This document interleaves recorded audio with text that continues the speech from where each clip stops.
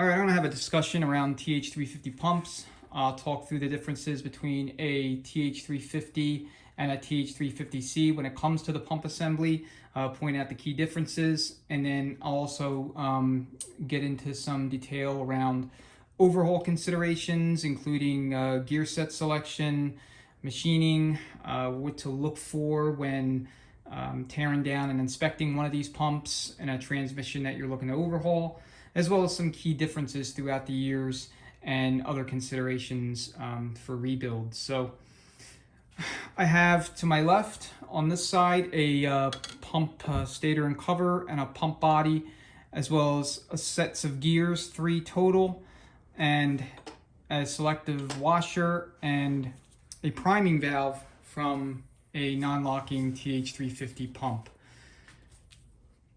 And on the right side, I have the assembly stator cover, body, and a set of gears, along with a pump bearing and shim from a TH350C pump. So the main difference between these two pumps is their overall height. So we'll call it assembled height. The non-locking variants, as you see on the left, are longer or taller than their locking counterparts by approximately an inch or so. If you have them on the bench next to each other like this, it's readily apparent. However, if you don't have that luxury, if you're rummaging through a salvage yard or you're shopping at a part supply house, and for whatever reason, the counter guy doesn't know what pump to give you, or you're not sure, you can always look at the stator shafts forward of the pump cover. So on a locking TH350's pump, you'll notice the stator here is more or less uniform in the journal until you get to here. Then there's a bevel, and then you have approximately 3/4 section of journal until you get to the splines. Now on the non-locking variants, you'll have roughly the same amount or a similar amount of contiguous journal length until you get to your first bevel. Then you'll get to the bevel. The bevel here is noticeably thicker or wider or taller than the bevel, or I should say the raised section on the TH350C.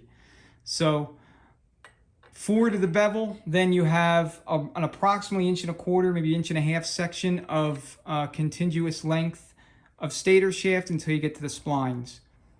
So as you can see, the differences are fairly obvious.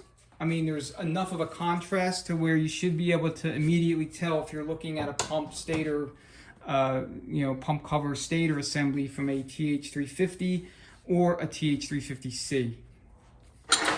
Pump body wise, the difference is not quite as obvious. However, what you can do is look on the 3 o'clock position relative to the crescent, and you'll notice on the TH350C we have numerous worm tracks here, right? Numerous clutch circuits. On the TH350 non-locking, there's a large void. Okay, so this void is only found on the non-locking versions. And what this void has here at the base of it is the drain back port. So this is the drain back port for the front seal. This prevents fluid from, piling up here, so to speak, and then pushing the front seal out. So it'll drain back into this void here. On a TH350C, you still have your drain back, but it's, intermixed amongst the rest of the worm tracks. All right, so here's your drain back. And then here it is on the other side. Now, for performance considerations, you can open up this drain hole to about 1/4 inch. And then some folks will even open up the body side drain port to 5/16 inch. But unlike TH400s, 4L80s, it's not as big of an issue, so it's really up to you. Most applications, you won't need to do that. So to be clear, you cannot interchange these pump assemblies between the different TH350 variants. You cannot interchange a Stator pump cover assembly from a TH350C to mate it with a pump body from a non-locking TH350 and vice versa.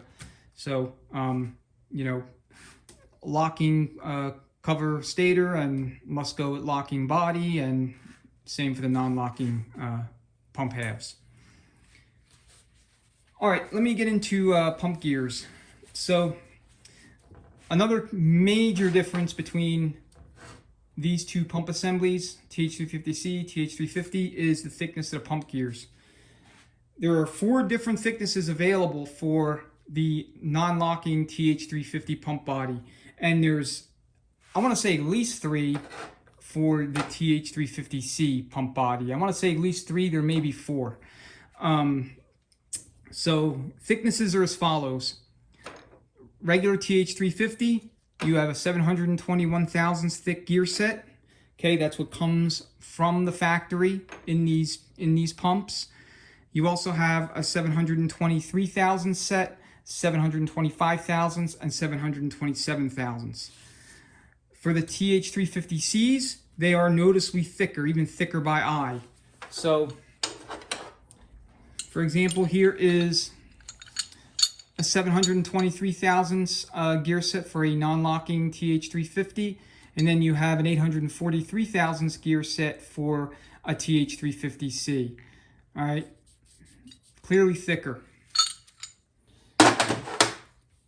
So these, I believe, have at least 3 different thicknesses available. There's 841 thousandths, 843 thousandths, which that's how thick these are, 845 thousandths, and I haven't seen it. I just a quick Google search didn't turn up anything, but you know, my Google flu is weak, so that doesn't mean anything.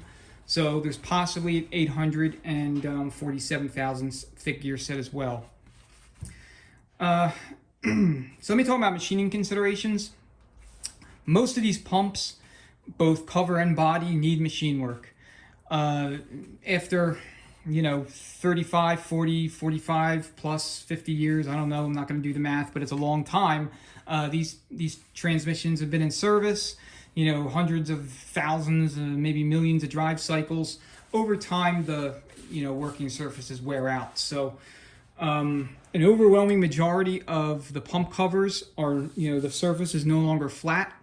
I've personally seen, just by measuring with a precision straight edge, up to about 4 thousandths variance in thickness on average with many of these. I haven't actually measured these two. These two pumps, by the way, are not serviceable, and we'll get into that in more detail as far as, like, you know, what to look for and what's wrong with these particular two. But suffice to say, you're almost always going to be into the pump for some reconditioning, and most of the time it's going to be worth it. If the stator's in good shape, if there's nothing structurally wrong with any of the castings, you know, either the stator or, excuse me, the pump cover or the body, then for, in most cases, less than $100, you can get both surfaces cleaned up, the pump gear cavity remachined to accept one of the oversized thickness gear sets, and it will be 100% straight and true, and your machinist will source the gears and machine it such that your clearance will be exactly as it should be, which is, I want to say, between 1 and 2 thousandths of an inch.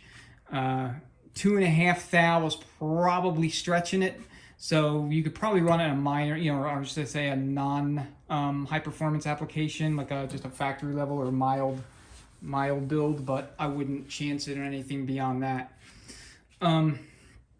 So we'll take a closer look at these surfaces, starting with the pump body. This is the TH350C. As you can see, this is heavily scored. I mean, I could feel it. You could see it visually. You know, there's a little bit of pitting here, scoring all along the sidewalls on the inner diameter of, you know, the bore. When you see this, I mean, it's obvious it needs to be reconditioned. You don't ever want to run a pump like this, you know, in an otherwise overhauled transmission. You're going to have problems. I mean, it's going to prematurely wear. More than likely, this surface is not flat, so you're already going to be kind of starting out behind the 8 ball when it comes to clearance. it's eventually going to open up to the point where you actually risk, you know, having the gears break up on you. Same with the Stator pump cover working surface. So again, scoring is visible, and I could feel it, especially over here. This particular unit, I don't know anything about it. It came out of a junkyard. In fact, the case is missing like a couple of chunks out of it. The bell housing's all cracked.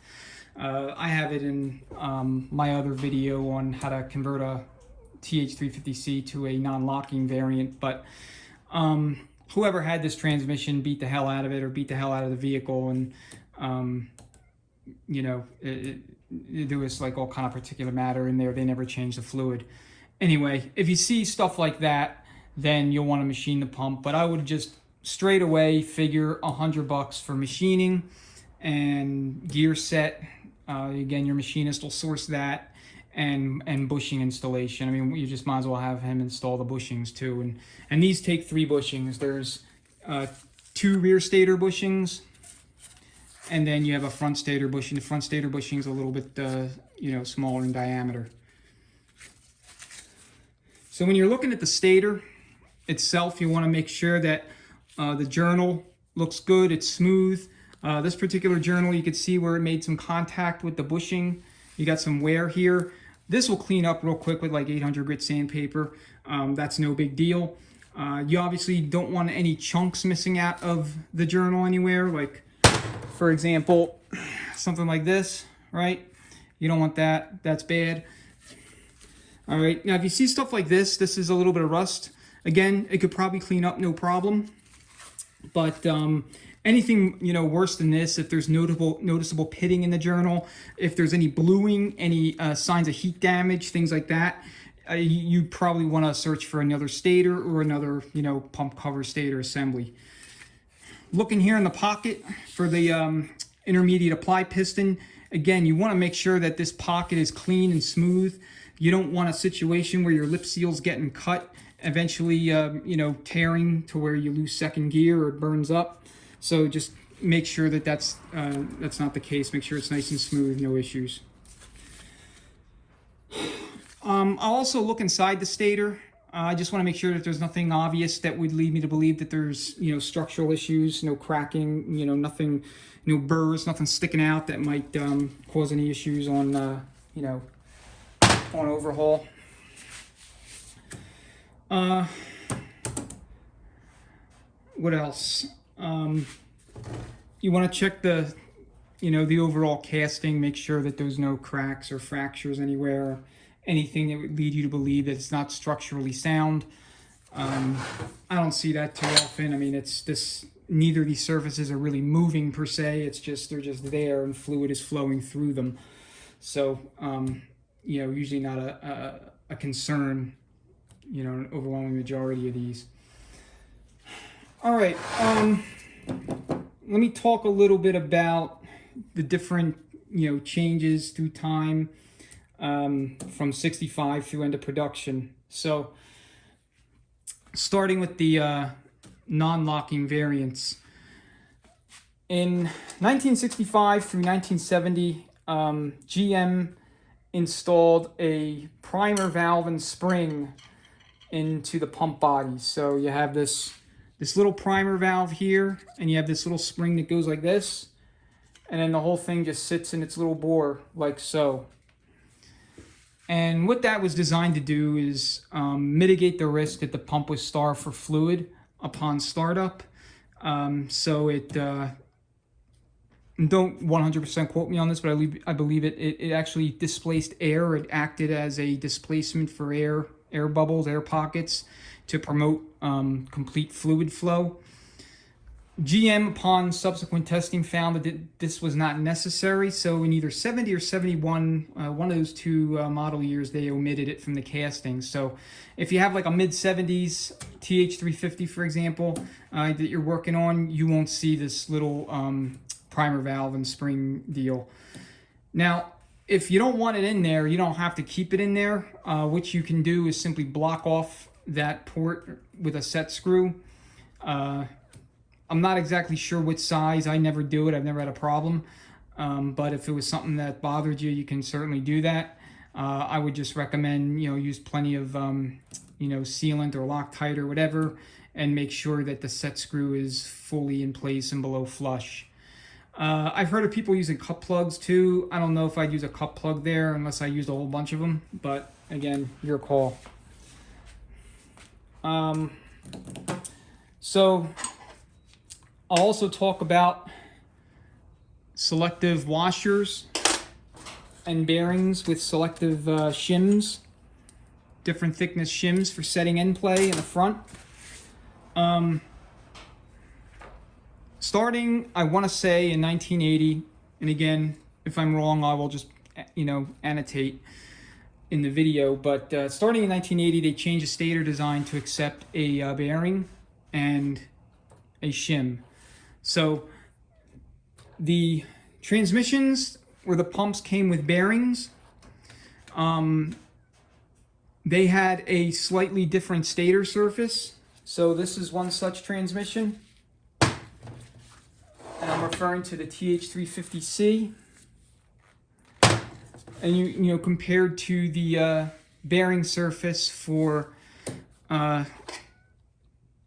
transmission that originally took a selective thrust washer. Now you can change out this thrust washer for this bearing, but you're probably going to need to have the pump machined in this area to accommodate that change, because the bearing is almost always going to be thicker than the thrust washer. Okay.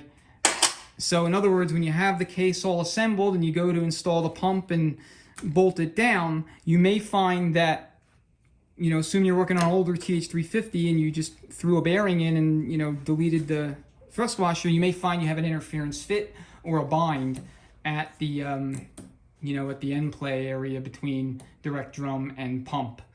If that's the case, then you need to take the pump out and, have a machine, because there's no amount of swapping thrust washers or, other bearings or different things elsewhere in the case that's really going to fix that. Again, without some sort of extensive machining. So the easiest thing to do is have your machinist let him know you want to put a bearing instead of a thrust washer in behind the pump, and then he can machine the pump for you to accept that bearing. And regardless of whether you're running a shim bearing combo or a selective washer, your end play should be no less than 10 thousandths of an inch and no greater than 44 thousandths of an inch. However, I like to run my transmissions with end play no greater than 20 thousandths, 25 thousandths absolute max. But anything like, racing, street strip, a lot of RPM, I want to see something in the neighborhood of between 10 and 20. And that'll keep the slop longitudinally, between the pump and the direct drum, forward drum, and everything else to a minimum. And there's other things you can do inside the case to, get that in play dialed in. You could put shims underneath some of the thrust washers, on the planets. I'll get into that in more detail when we build up the TH350 that I'm actually working on.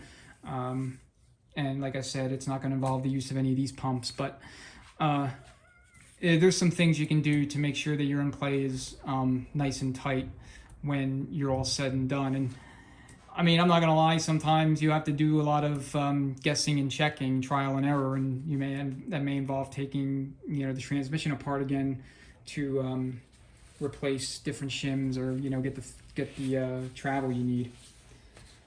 One other difference I'll point out in the stators themselves, some TH350s had a double sealing ring for the direct drum on the pump cover side.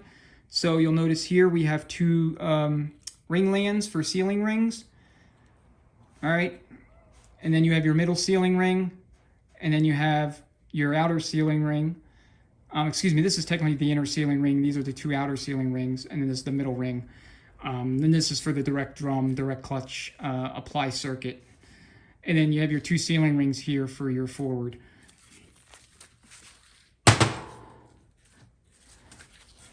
Contrast that with some other pumps.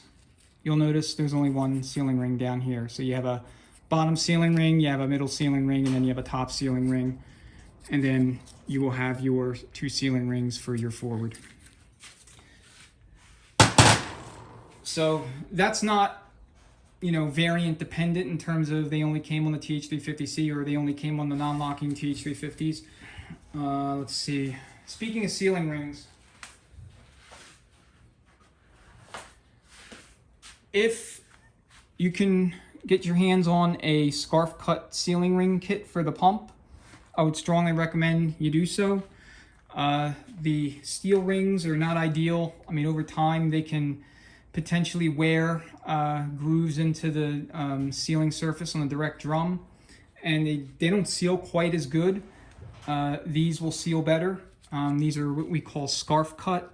So when you have a scarf cut ring, there's a slit cut at a roughly 45-degree angle, and then when it sits in the groove and the pump slides into the direct drum bore where it seals, this will seal up. And I'm doing a horrible job of representing that, but it'll seal up like this. Let's see, what else? I think we covered the key differences between the TH350 and 350C, the gear set options, the differences in thickness between the two variants, some of the changes that happened over time. One other thing I'll point out, right here you have a cooler bypass valve. Get that a little closer. Some of these did not have that. So if you notice on this pump here, this is the location. It's totally missing. The transmissions, the 350s that went into the H-body cars did not have that cooler bypass valve because those cars did not actually come with transmission coolers. I believe they used a converter that had cooling fins or some sort of, you know, passive cooling design feature that GM felt that, you know, nullified the need to run a transmission cooler. So if you're going to build a transfer performance and you're going to convert, you're going to try to run a TH350C, not necessarily converting it, but just, you know, trying to run it for performance. Not something I'd recommend, but if you are, you know, maybe that's all that you have, then I would strongly recommend you purchase some sort of aftermarket trans cooler. You know, so it would keep the heat down. I mean, I recommend that really for any build, but, you know, especially these. The cooler bypass valve, what that did was if the pressure from the line charge from the cooler was excessive, then what this would do is it would basically stroke or activate and bypass the cooler and go send that lubrication right to you know, right to the gear set in the rear.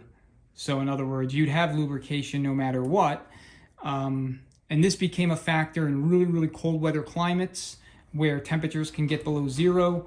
You know, it's possible that the fluid can get, you know, so cold and so thick that you know, it would provide inadequate return flow.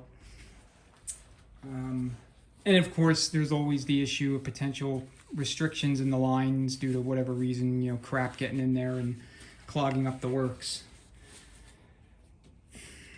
All right, I think that's everything I wanted to cover. If there's anything else, I'll you know, leave it in the video at the end and put links in the description so you have that reference. But I think this should cover the long and short of everything. So that is the TH350 pump overview. Thank you so much for watching.